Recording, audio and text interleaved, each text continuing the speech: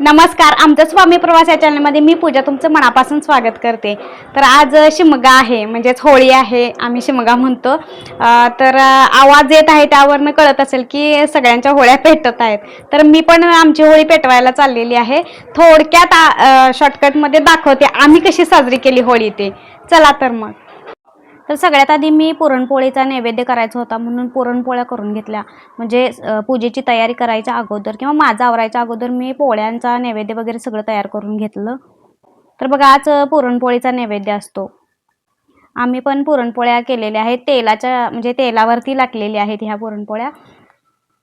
आता काही जणींना तेलाच्या पोळ्या येत नाहीत, पिठाच्या पोळ्या लाटतात त्या, पण काही हरकत नाही। पुरणपोळी झाली म्हणजे झालं, कारण पुरणपोळीचाच नैवेद्य लागतो। आता बघा शिमगा म्हणजेच होळी हा वसंत ऋतूच्या आगमनाचा सण मानला जातो। आता आज पहिला दिवस म्हणजे होळी दहन करण्याचा दिवस असतो आज। आता त्याच्यानंतर म्हणजे उद्या धुलीवंदन असतं आणि त्याच्यानंतर म्हणजे 5 दिवस रंगपंचमी खेळली जाते। तर होळी हा फक्त रंगांचा सण नाही, तर आपल्या संस्कृतीचा, परंपरेचा आणि आनंदाचा उत्साह आहे। आता बघा राग मतभेद विसरून प्रेम आणि एकोपा वाढवण्याचा हा संदेश या सणामुळे मिळतो, आपल्याला या सणातून मिळतो। आता होळी म्हणजेच शिमगा शेतकऱ्यांसाठी सुद्धा विशेष आनंदाचा सण मानला जातो। कारण बघा त्यांचं पीक कापणीनंतर विश्रांतीचा आणि आनंदाचा साजरा करण्याचा हा काळ असतो, म्हणजे शेतकरी दादांचा हा काळ असतो, म्हणून ग्रामीण भागात विशेष महत्त्व आहे। इथं खाली दारात आम्ही होळी पेटवणार होतो, तर आम्ही सगळ्यात आधी झाडू मारून घेतलं, त्याच्यानंतर पाण्याचा सडा मारून घेतला, कारण धूळ वगैरे सगळी उडते, त्यामुळे पहिल्यांदा पाण्याचा सडा मारून घेतला। त्याच्यानंतर मी शेणानं पण सारवून, म्हणजे जिथं आपण होळी पेटवणार आहे तेवढ्याच ठिकाणी असं शेणानं सारवून घेतलेलं। आता पूर्वीची लोक बघा सकाळी असं शेणानं सारवून दारात तिथं रांगोळी काढत होती। तर मी जिथं होळी पेटवणार आहे तेवढीच रांगोळी काढून घेतली आणि त्या रांगोळीवरती हळदी कुंकू सुद्धा असं टाकून घेतलं। आता त्याच्यानंतर या रांगोळीवरती शेणकुटं रचून घेतलेली आम्ही होळी पेटवण्यासाठी। पण त्याच्या अगोदर खाली 1 रुपयाचं नाणं घालून असं थोडंसं सपोर्टसाठी लाकडं वगैरे पण घेतलेली आणि त्याच्या खाली पण लाकडं ठेवलेली, कारण एकदा शेणीने पेट घेतला की मग ती लाकडं पण जळतात आणि मग एकसारखं सगळं जळून जातं, असं धूर वगैरे काही होत नाही। तर त्याच्यामध्ये आम्ही एरंडाचं झाड आणि ऊस घातलेला। आता काही ठिकाणी फक्त एरंडाचं झाडच घालतात आणि मग असं साईडनं शेणी रचून घेतात, म्हणजे गोवऱ्या रचून घेतात। आता आम्ही शेणकुटच म्हणतो, त्यामुळे आम्ही शेणीच म्हणतो, आमच्याकडे शेणीच म्हणतात। तर अशा पूर्ण साईडनं, म्हणजे माझ्याकडे 10-11 शेणी होत्या, तर त्या अशा पूर्ण साईडनं अशा लावून घेतल्या, उभ्या लावलेल्या आणि त्याच्यामध्ये सपोर्टसाठी एक लाकूड ठेवलं होतं।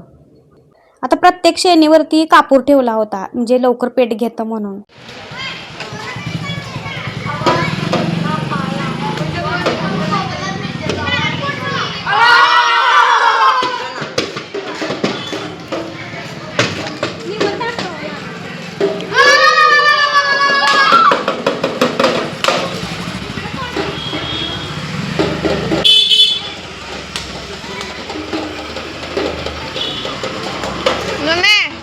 तू सर सर की तू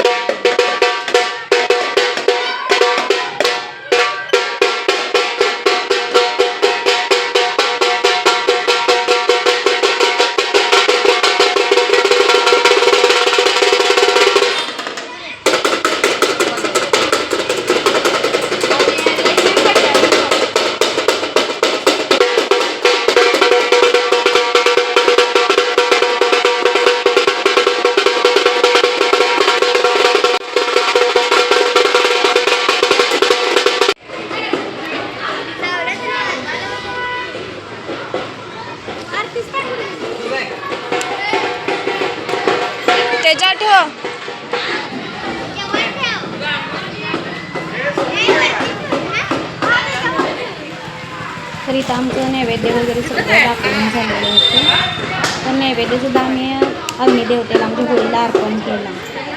त्याच्यानंतर होळीला सुद्धा ओवाळून घेतलं, हळदी कुंकू आरती वगैरे करून घेतली.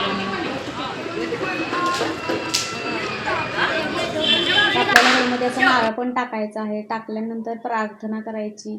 आपलं जे काही दुःख आहे, आजारपण आहे, वाईट काही गोष्टी असतील त्या या होळीमध्ये दहन होऊ देत, त्याचा नाश होऊ देत आणि सुख समृद्धी येऊ देत, अशी प्रार्थना आपल्याला करायची आहे.